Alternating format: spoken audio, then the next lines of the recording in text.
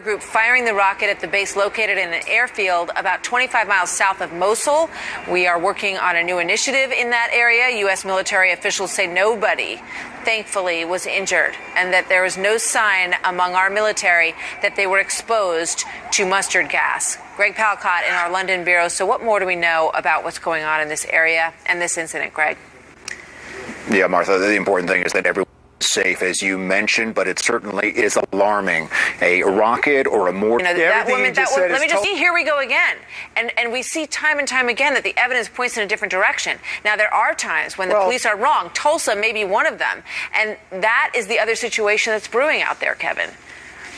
Well, the fact of the matter is Richard has no more information than anybody else, and he's completely jumped to a conclusion. Last night he and I debated this, and he said, why can't we rush to judgment? Why do we have to wait for justice? This is nonsense. And what you said about this young lady, nothing she said rings true in this country. She hasn't experienced anything that she talked about, anything that she ranted about, the idea that she could be killed. She's seen more police officers in the last week than she's seen. They could have potentially killed her, but she asks as if she could get killed at the grocery store or whatever. Let me tell you where she could get killed the fastest. She could get killed the fastest in her own neighborhood by the very people that she claims that she's representing and that the Black Lives Matter movement represents. Yeah, that's ridiculous. You know, you look at, Richard, you look at who was shot last night. One of the protesters shot by another protester, according to the reports that we've got.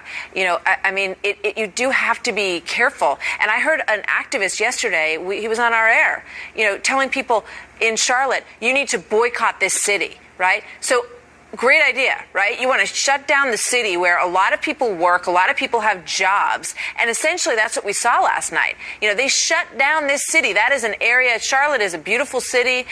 There's shops and restaurants all through that area, and those people aren't going to be able to go to work today. So who benefits from any of this? To the African American community. Richard, you are. Let me respond back to Richard. Hold on. Richard, you need to calm down. Richard, hold on. Calm down. You are entitled to your experience and your say in the matter and your opinion. And so is Kevin. And there's no reason to insult him with that kind of name calling. Don't worry about Richard insulting me. Let me just respond.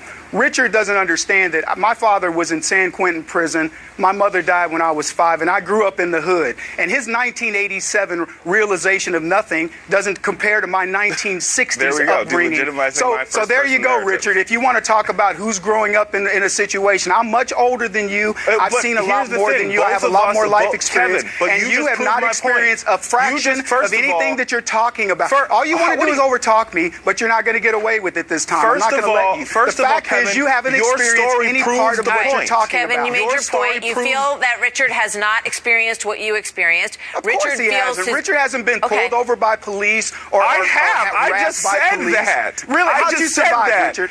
How did you survive it? My brother was pulled over by the police. You know what, Richard? Here's what. Let me say this, Martha. Here's the problem we have. This city has a 40%. They have a 40% higher crime rate than other cities in the country. 62 people died last year, so more than in a reasonable time.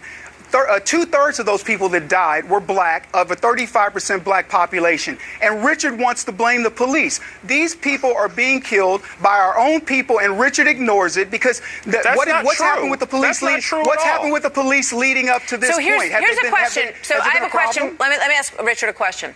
You know, why is it, Richard? You know, in this case, you have a black police officer and a black man in this case, and we don't know all the details. We know what the police chief told us. We know what the family says. The family's going to see the video today for themselves. And I think it's interesting that they are, bringing in the family. They want them to see exactly what happened, and they want them to see it today. And my guess is that they're hoping that is going to go towards calming things down. But we need to stop jumping to conclusions and pointing fingers and assuming that people are guilty. And also, we need to understand that there is responsibility that lies within all of us, and that we need to figure out a way to get past this problem. But Richard, you can't not acknowledge what Kevin is saying in terms of, the victimization that is sometimes felt by some people in your community that maybe is not the whole picture.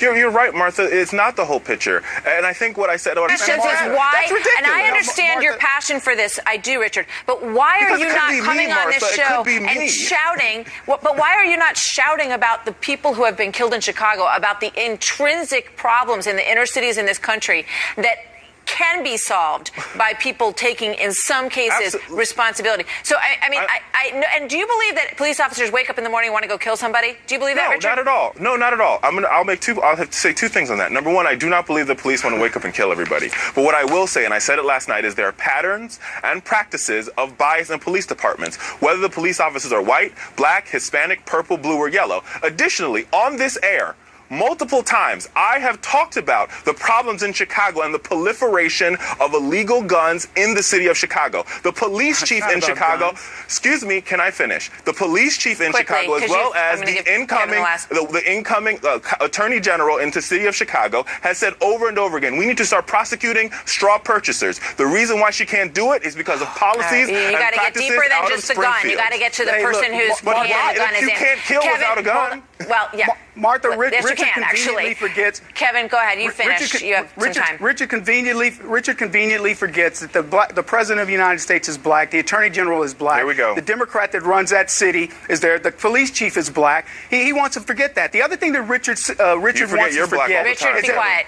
Let Kevin finish. You know what? It has nothing to do with color for me, because you know what? There are white people who've been killed. There are Asian people who were killed. Richard can't name one of them because he's an ethnocentric racist who only focuses on black issues, and he doesn't care about the real statistics of it. I'm a racist. He's just going to come on here and toe the party line and the narrative of the left. All right. So you I'm called a each racist other and names. you're deplorable. Yeah, exactly. So we got to do better than that. But I appreciate both of you bringing your thoughts Thanks, to the Martha. table, because it was heartbreaking what we saw last night, and I don't want to see it in any more cities across America. It's awful. Gentlemen, thank you for being here. We'll talk to you again soon.